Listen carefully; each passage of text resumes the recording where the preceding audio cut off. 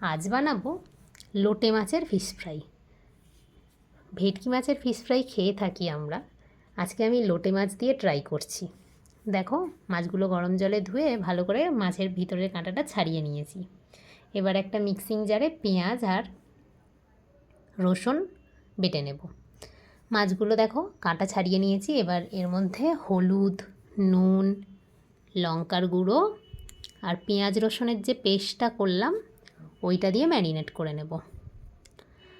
আমরা সাধারণত কোনো চপ, ফ্রাই এইসব বানানোর জন্য বিস্কুটের গুঁড়ো ব্যবহার করি, কিন্তু আমি এখানে আজকে তোমাদেরকে চিড়ের গুঁড়ো ব্যবহার করে এই ফিশ ফ্রাইটা বানানো দেখাবো।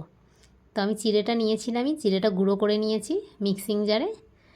এবার দেখো আমি মাছগুলোর মধ্যে ভালো করে মশলাটা দিয়ে মাখিয়ে নিচ্ছি, যাতে প্রত্যেকটা মাছের গায়ে পেঁয়াজ, রসুন আর মশলাগুলো সমানভাবে লেগে যায়, তাহলে মাছে আর গন্ধ থাকে না। এবার একটা পাত্রের মধ্যে 3 চামচ মতো কর্নফ্লাওয়ার নেব, তারপর দিয়ে দেব 3 চামচ মতো ময়দা, দিয়ে ভালো করে মিশিয়ে নেব। এবার দিলাম সামান্য একটু নুন আর একটা ডিম দিয়ে দিচ্ছি। এবার সামান্য একটু জল দিয়ে ব্যাটারটা রেডি করে নেব। দেখো আমি গুলে নিয়েছি। এবার এর মধ্যে দিয়ে দেব সামান্য একটু লঙ্কার গুঁড়ো আর খুব অল্প পরিমাণে বেকিং পাউডার, দিয়ে ভালো করে মিশ্রণটাকে ফেটিয়ে নেব। খুব পাতলাও হবে না, আবার খুব ঘনও হবে না। দেখো মিশ্রণটা। এবার আমি মাছগুলোকে কোট করব। দেখো আমি চিড়েটা গুঁড়ো করে নিয়েছি। এবার মাছগুলো ব্যাটারে ডুবিয়ে এই চিড়ের মধ্যে দিয়ে কোট করে নেব। তোমরা চাইলে এটা বিস্কুটের গুঁড়ো দিয়েও করতে পারো, কিন্তু চিড়ে দিয়েও খেতে ভালোই লাগে। দেখো আমি মাছগুলো কোট করে নিচ্ছি। এবার একটা পাত্রের মধ্যে সাদা তেল গরম করে নেব।